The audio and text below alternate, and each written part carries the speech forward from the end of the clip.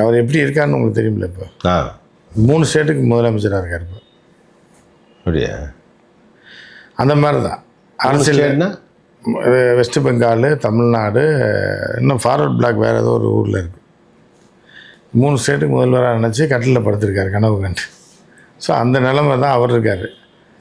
அவருடைய அரசியலுக்கும் விஜயோட அரசியலுக்கும் அவரெல்லாம் வந்து ஜெயலலிதா இருக்கும்போதே அரசியலில் இறங்கினவர் துணிச்சலாக. இவரெல்லாம் அந்த தைரியம் கிடையாது. அது ஈக்குவலாக சொல்ல முடியாது. ஈக்குவலாலாம் விஜய் வந்து அவர் கிட்டே வர முடியாது. அவர் ஓப்பனாக எல்லாத்தையுமே பண்ணுவார். அவர் வந்து ஆனால் விஜய் ஓப்பனாக பண்ண மாட்டார். அவர் வந்து கார்லேயே பண்ணி முடிச்சுடுவார். ஒரு டிஸ்கஷனை கதையை பற்றி கேட்குறதோ இல்லை படத்தை ஃபைனல் பண்ணுறதோ ஒரு கார்லேயே முடிப்பார். அங்கேயே முடித்து அங்கேயே ஒரு அரை மணி நேரத்தில் எல்லா வேலையும் முடிச்சுடுவார். அந்த திறமை அவருக்கு உண்டு. ஆனால் விஜய்க்கு அந்த திறமைலாம் கிடையாது. ரொம்ப காஸ்ட்லியாக செலவு பண்ணி தான் இது பண்ணார். அந்த மாதிரி தான் ஒரு இது இருக்குது. அவரை நவரச நாயகனை வந்து அவரை அசைச்சிக்க முடியாது. அவர்கிட்டே யாரும் நெருங்கவே முடியாது.